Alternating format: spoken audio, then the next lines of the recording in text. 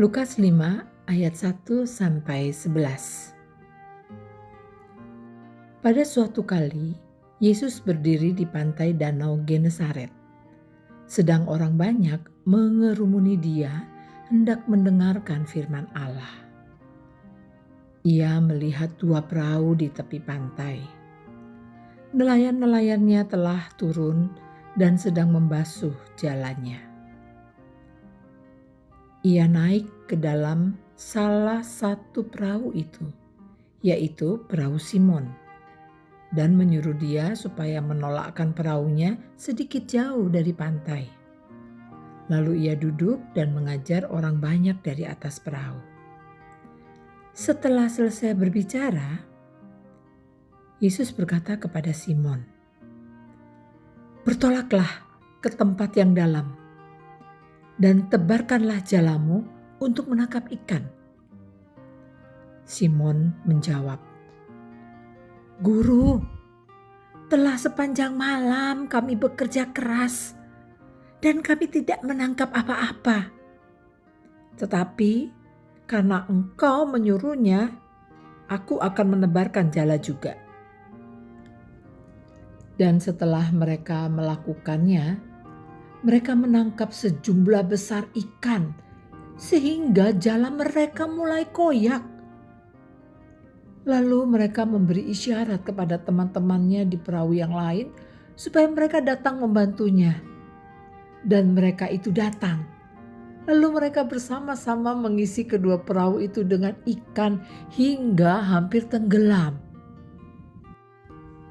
Ketika Simon Petrus melihat hal itu, ia pun tersungkur di depan Yesus dan berkata, "Tuhan, pergilah daripadaku, karena aku ini seorang berdosa."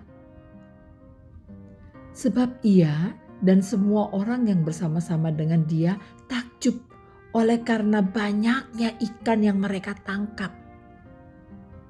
Demikian juga Yakobus dan Yohanes, anak-anak Zebedeus, yang menjadi teman-teman Simon. Kata Yesus kepada Simon, "Jangan takut. Mulai dari sekarang, engkau akan menjala manusia." Dan sesudah mereka menghela perahu-perahunya ke darat, mereka pun meninggalkan segala sesuatu, lalu mengikut Yesus.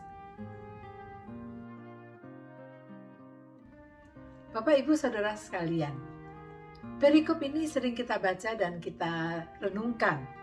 Saat ini saya tertarik dengan kata "ia naik" di salah satu perahu itu, yaitu perahu Simon. Yesus memilih naik di perahu Simon untuk mengajar orang banyak yang ingin sekali mendengarkan pengajarannya. Bisa jadi saat Yesus berdiri di pantai, Yesus sudah mengamati Simon Petrus. Mungkin juga Yesus melihat mereka kembali ke darat dengan tidak membawa ikan atau tidak membawa apa-apa. Dan mungkin juga Yesus melihat mereka mulai mencuci jala mereka masing-masing, pertanda bahwa mereka akan kembali ke rumah mereka. Mengapa Yesus memilih naik ke perahu? Bukankah ia bisa saja mengajar di darat, tidak perlu naik ke perahu? Seperti biasanya kalau kita kebaktian Padang di pantai, kan kita di pantai bukan di perahu. Simon Petrus sudah beberes, taunya dipanggil oleh Yesus untuk bertolak sedikit karena Yesus mau mengajar dari atas perahu.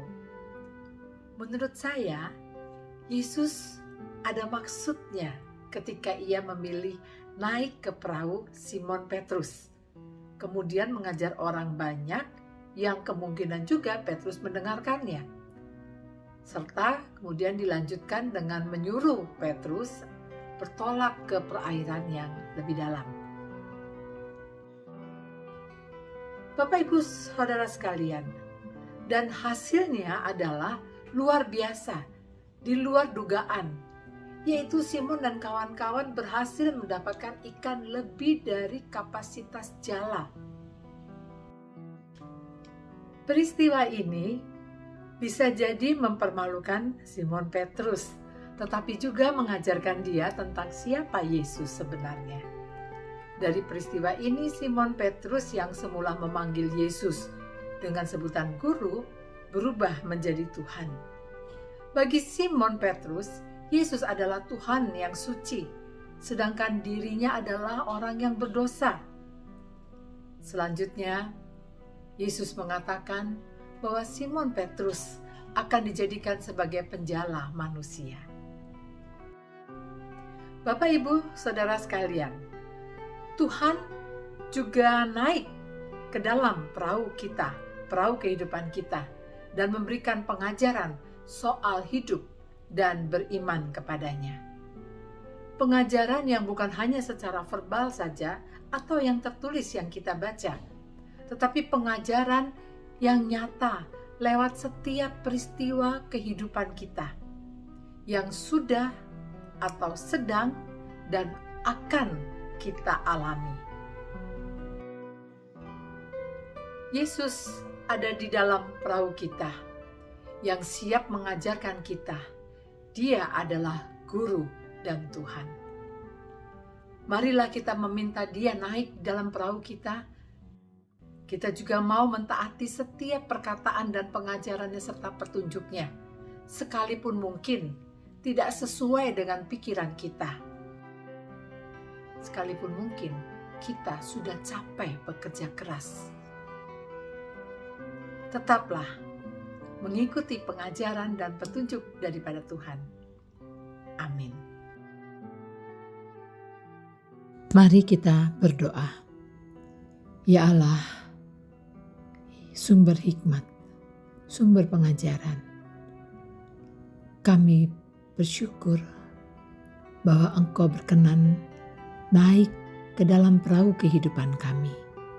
Kami bersyukur bahwa Engkau berkenan mengajarkan tentang kehidupan ini dan juga bagaimana kami beriman kepadamu di dalam setiap peristiwa kehidupan, baik yang sesuai dengan pikiran kami maupun yang tidak terpikirkan sama sekali oleh kami, baik yang sesuai dengan kapasitas kemampuan kami maupun di luar kemampuan kapasitas kami.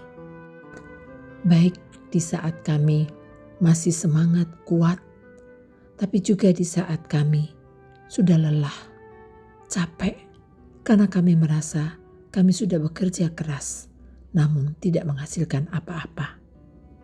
Terima kasih ya Allah, bahwa Engkau memberikan petunjuk-Mu, pengarahan dan pengajaran-Mu, sehingga kami dapat menuju ke tempat yang tepat, melakukan hal yang tepat.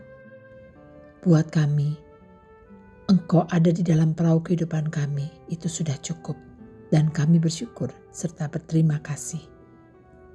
Tetaplah dalam perahu kami ya Bapa, dalam sepanjang perjalanan hidup kami 2022 ini. Amin.